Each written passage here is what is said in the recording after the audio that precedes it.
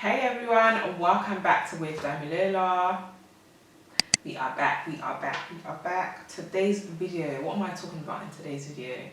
So today's video, I'm actually just gonna give you guys like a little rundown about what life is like now that I'm actually studying medicine. So, as you all know, if you've been listening or watching other videos, you'll know that I'm in my 4th year of study at King's College London.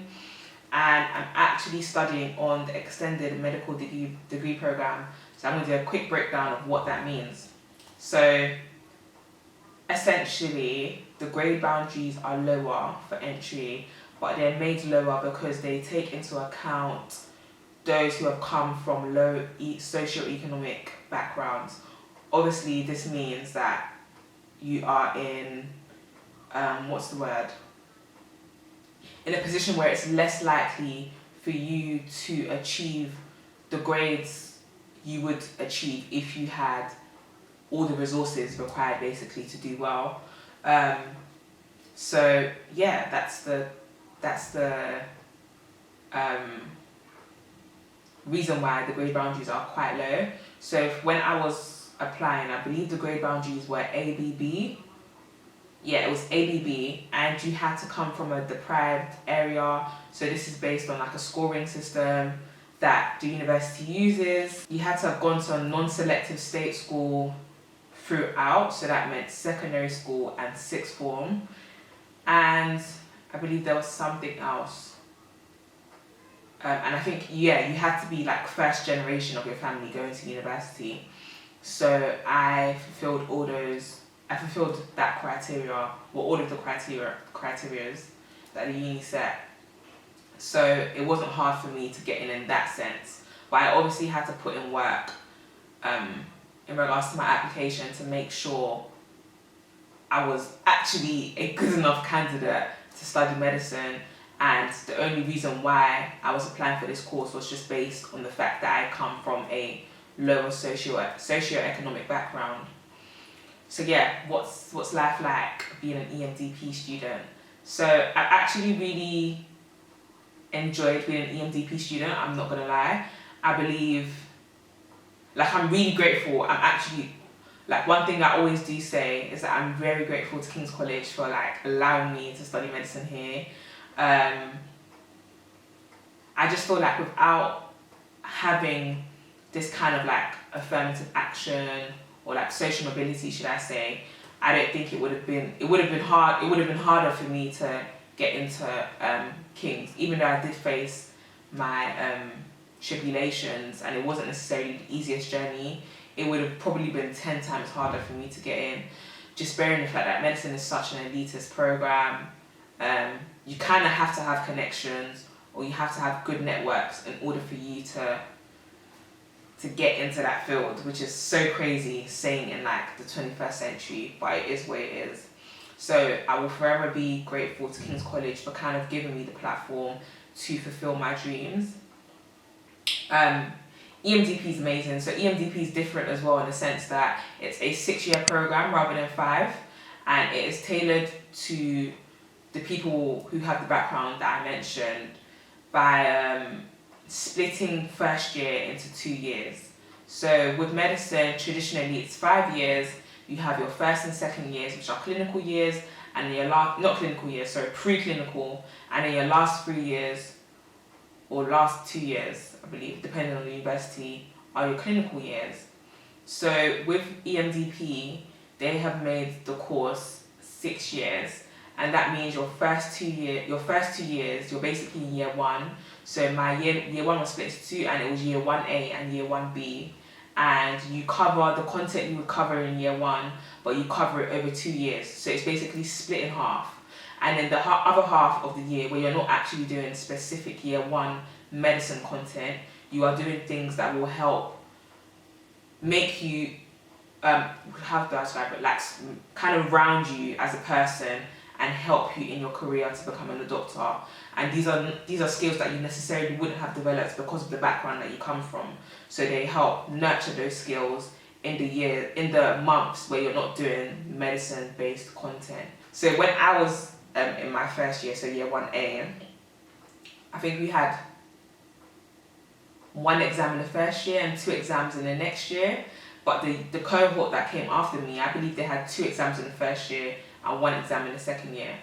Anyways, not much significance, but your exams are basically split into, so you do half of your exams in year 1 and the other half in year 2. And I feel like that really helped me, because at the end of the day, I knew I wanted to be a doctor, but I believe I really underestimated how content heavy the course was. So I did really struggle in the beginning, and I always say that I'm grateful that I was able to do medicine in this unique way, because I feel like it really gave me time to acclimatize to the content that I was getting, that I had to kind of contend with on a weekly basis. It kind of warmed me up that way. It kind of warmed me up in the sense that when I got to year 2, which meant I joined the traditional cohort of medicine, I was able to grasp the content easier because I'd been eased into it, and I had a routine basically at the end of the 2 years.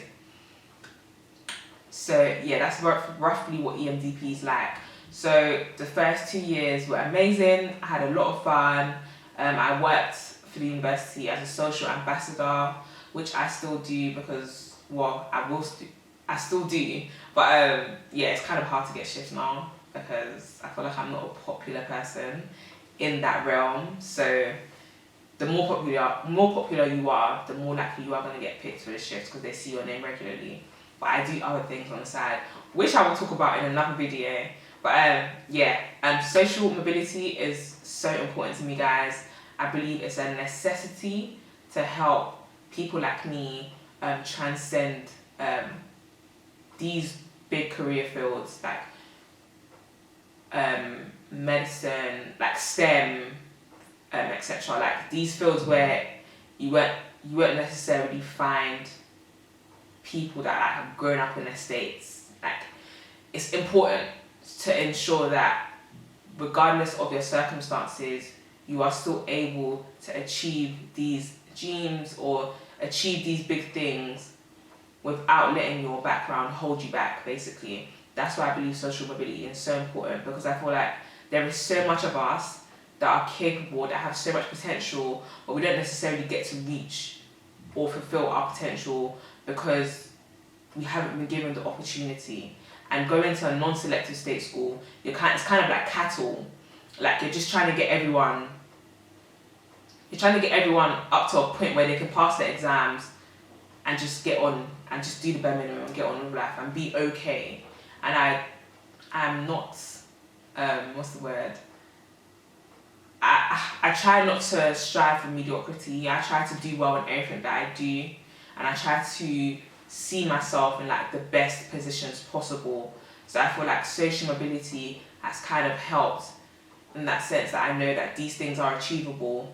And even if you don't have like social mobility, but you come from the background that I've come from, and you're able to transcend the field you're in, like big up you, because it's not easy. It's actually not easy. So yeah, year 1 and year 2 were really great. I had so much fun because I did a lot actually. I travelled while studying. Yeah, like it was really fun, and I got to kind of feel the university experience because I moved out as well, even though I live in London. And sorry, yeah, guys, that was another requirement. So you had to live in London to be eligible to apply for EMDP. So yeah, I travelled, studied, went out. Like I had so much fun, and I feel like I had a lot of fun because the years were split into 2. The first year was split into 2, and I don't believe I would have been able to have that work-life balance if the year wasn't split into 2. So going into year 2 of medicine, which is year 3 of EMDP, was a culture shock. It was really different. It wasn't hard because I'd been eased into the content, so I knew what to expect in terms of content, but it was still like a culture shock in terms of getting used to it and actually realising, okay, like my year isn't split into 2 anymore. I actually have to know all of this by the end of the year, by the end of the year, and be ready to sit the exam. So yeah, that was kind of shocking. But even before getting to year 2, I obviously explained earlier in the video, guys, that I was struggling a lot, and this actually led to me going to my course advisor, Dr. Valentine. Love her, she's amazing. She really goes in for her EMTP students. But yeah, I actually went to see her, and she kind of explained to me that it seemed like I might have like a learning disability, and I just thought, girl, me, like, I'm going into medicine. I don't think I have a learning disability. But that's why it's so crazy that learning disabilities are attached with so much stigma, especially coming from like a traditional African background. You wouldn't really expect, like, it's not really something that we speak about, or that is, what's the word? Guys, the word has flown out of my head. But yeah, it's not really something that is spoken about in the African community. So she basically encouraged me to go for a disability assessment, which I did. Guys, if you're in university and you need to figure out if you have dyslexia or ADHD or dyspraxia, make sure you hit up disability, because I believe it's the law, and I believe that the uni has to pay for it. So I actually had a free disability screening, and yeah, so basically they told me I was dyslexic, or I am dyslexic. And that was actually a shocker to me, because how can I go through like all the years of education and not know that I'm dyslexic? It's crazy. But yeah, guys, that's a whole other video. I will talk about that in depth in another video. But yeah, apart from that, I obviously found out that I was dyslexic, and then I went into year 2. But when you find out you're dyslexic, the university's disability team will contact you and basically help you navigate life with dyslexia and studying with dyslexia. So the university did that, and I'll obviously talk about that in more depth in the other video. But yeah, that did help in terms of my trajectory after year 1B was finished, so my second year of studying. So year 2 was an eye-opener, but it was really fun. It's when you start, so at King's, we actually have clinical practice from year 2 rather than year 3, which is one of the things that I really liked when I was doing my research for universities that did medicine. I wanted to be in clinical practice as soon as possible. I liked the idea of mixing clinical practice and studying at the same time, because I just felt like you'd be able to retain the information that way better.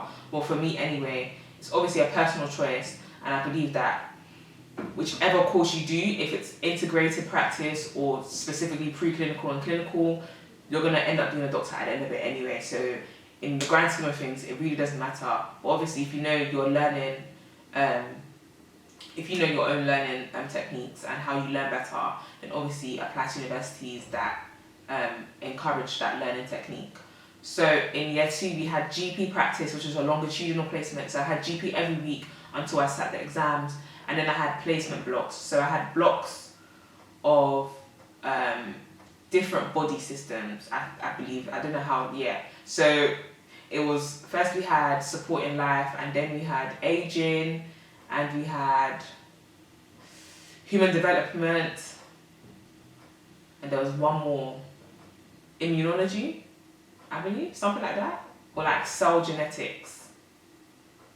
Something like that. I really can't remember. I can remember the content, but I cannot remember what the block was called.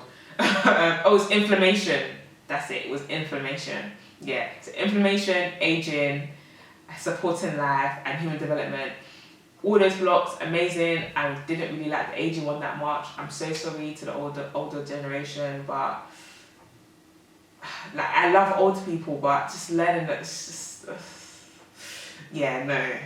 It wasn't my favourite part of the year, but doing those blocks were really, really interesting. I really enjoyed it. I kind of have a specialty that I really love already, and yeah, doing one of the blocks just made me deep that I really do like this specialty, and I've liked it ever since I started medicine, but that block kind of reinforced how much I liked it.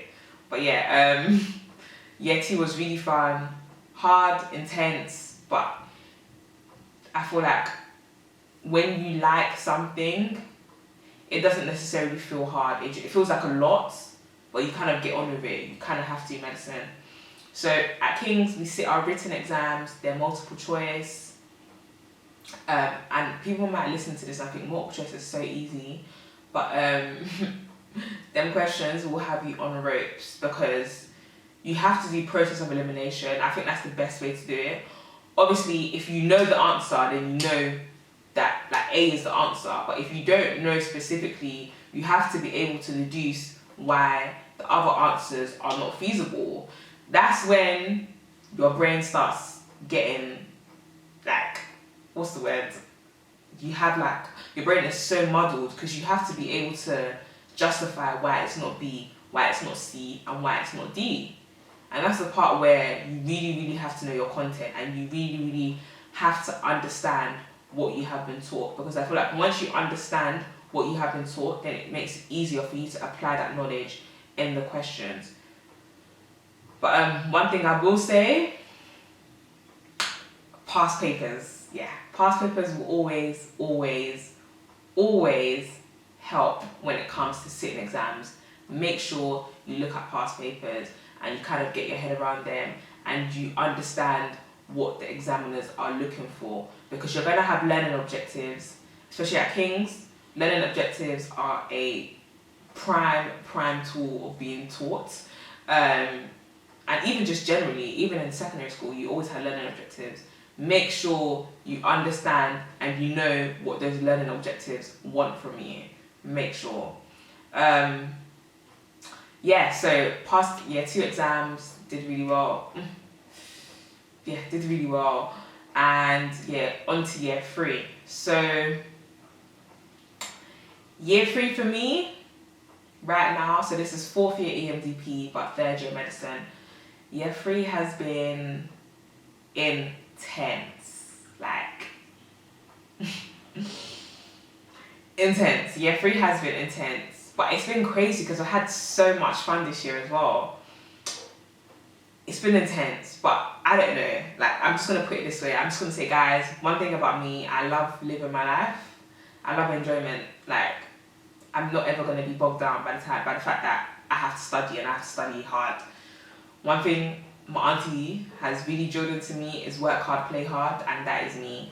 When it's time for me to work hard, I feel like I can buckle down. It takes a while for me to get there, but I can buckle down and get to it. And I always make sure I have a lot of fun, because I feel like it's all fun and games working hard for something, but if you don't have anything to look forward to afterwards, it kind of just makes it a bit like boring. But I always work hard because I know that there's enjoyment down the line. And one thing my mum always taught me is that there's a time and place for everything. When it's time for you to study, study. You know what to do. When it's time for you to enjoy, that time will come. So that's one thing year 3 has really taught me. So I feel like even as I'm recording this video, I'm kind of getting ready to prepare for my practical exams. So in the UK we have OSCEs. So I'm preparing for those. And I'm kind of trying to get myself into the mindset of preparing for practical exams. It's very different to written exams. You kind of have to show what you know in terms of actually physically being the doctor in the room. And in year 3 it gets intense, because at this point now they're expecting you to come up with a diagnosis and a management plan. So they're expecting you to pull all the knowledge you've learned from year 1 and year 2 and put that into practice basically, which is what I really like, because I feel like you get to kind of learn through the years. Your knowledge in year 2 changes, the way you are applying that clinically changes, and in year 3 all of that is just basically increased in level. So now so in year 2 I would be at the level where you would have to have a differential diagnosis. So you would have to have maybe 3 diagnoses, and it could be add one of those, but that's it. Don't worry about the management plan for now. Just have an idea of what it could be. But now you have to have an idea of what it could be. So you have your differentials and you have a management plan for each of the differentials, which is obviously a level up from year 2. So one thing I've said consistently through this year is that I actually believe I'm so, like, now it feels like I'm really close to being a doctor. And that's why I really like the integrated practice, because I feel like it just draws on the different levels each year. So each year gets intense, but it gets intense with the fact that you're learning new knowledge every year and you're putting that into practice but at a different, so at a higher level. Whereas maybe if I was doing my preclinical and then clinical, I would have to basically know everything and get thrown into knowing differentials and management plan at the same time. Whilst in integrated learning, I've had to do differentials first, get that out of the way, be really secure in my differentials, and then head up to adding a management plan towards that as well. And then after this, it will actually be, you give a diagnosis, you have to know what you're doing in terms of, that's your first differential is a diagnosis, and you have that specific management plan. So yeah, 3 has been intense, but I've actually really enjoyed it.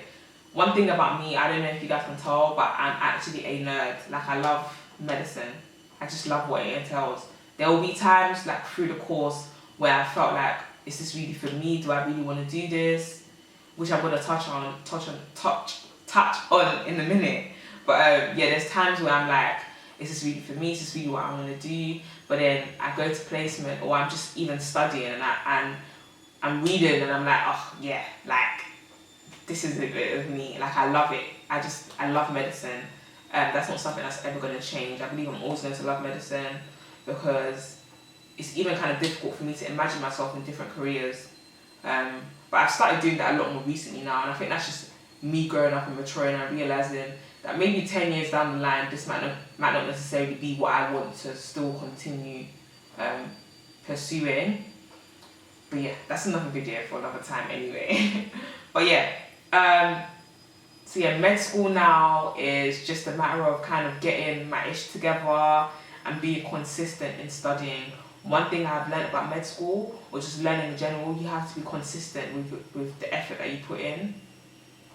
Because one thing I noticed about me is that I would do some work through the year, and then it will get to the exam period, and I'll just kind of push and just kind of stuff everything in terms of revision together at the end of the year, and it's very haphazard, and it actually isn't healthy, because I would be like, oh, working under pressure is amazing, but at the end of the day, it's like you're basically fighting for your life, rather than you consistently studying through the year to the point where you now are comfortable with the knowledge that you know, and you don't have to go at 10,000 miles per hour just to make sure you can pass that exam. So consistency is key. That's one thing that I have learned about medicine, and even just in life in general. You need to be consistent in everything, in relationships, in your career, in just living. You need to like cultivate good habits, and the only way you can do that is through consistency. So yeah, med school up till now has been fun. It's been hard, it's been tough at times, but I'm enjoying the process, and I feel like for me it's been kind of an eye-opening experience, because you kind of go to school with everyone that does something else, and a lot of these people go to university and finish in 3 years. For me, I'm not finishing in 3 years, I'm finishing in 6 or 7 years. So it's kind of hard to navigate in that sense, because your friends start to make money and you're not necessarily making money, and they've started getting graduate jobs, and they're like kind of feeling life outside of education, whilst I'm still very much in education and having to study all the time. So that's the part that's been really hard to navigate. But other than that, it's been amazing. I think for me now, I'm kind of just living my life whilst studying as well. That's one thing that doing such a long course kind of teaches you to do, because life will continue regardless of what you're doing. So you have to be able to live your life simultaneously while studying, and just being able to prioritize, just so that you can enjoy your life while studying. It doesn't have to be a struggle between studying or going out with your friends. Time management and prioritizing is so key for you to enjoy the process and kind of get everything you want out of life, just in general. So guys, with that, I'm just going to end the video here. Just want to keep it kind of short, because I know I could talk so much. But yeah, if you've liked the video and you want to hear more, press the bell for notifications. But yeah, if you just enjoy the video, just guys, like, share, get your friends to subscribe. I kind of need to get my subscribers up. But yeah, guys, like, if you've enjoyed the content, please like, share, and press the bell for more videos. Yeah, thank you for tuning in.